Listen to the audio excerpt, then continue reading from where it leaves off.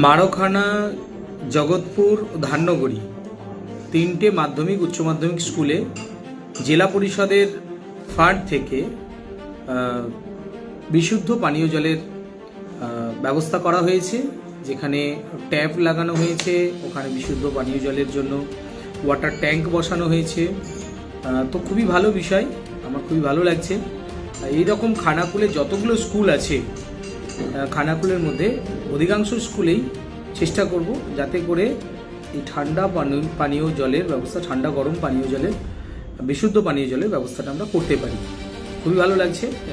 আজকে এটা উদ্বোধন হয়েছে, কিন্তু আমি কাজে ব্যস্ত ছিলাম, আমি বিধানসভায় ছিলাম, যার কারণে এটা আমি উদ্বোধনের সময় থাকতে পারিনি। তো আমাদের স্থানীয় মেম্বার, পঞ্চায়েতের প্রতিনিধি, পঞ্চায়েত প্রধান, সবাইকে আমি বলেছিলাম, সবাই ছিল। খুবই ভালো লাগছে। তো আগামী দিনে খানাকুল বিধানসভার সমস্ত স্তরে, সমস্ত জায়গায়, সমস্ত স্কুলে বিশুদ্ধ পানীয় জলের ব্যবস্থা আমরা করব।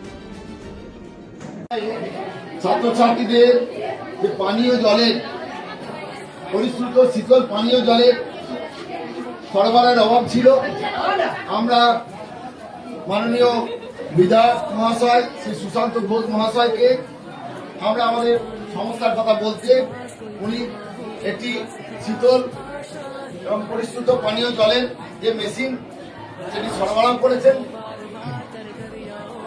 এবং আমাদের ছাত্রছাত্রীদের যে কষ্ট সেটা সবটাই দূর হয়েছে, এই প্রয়োজনটা সবটাই মিটেছে।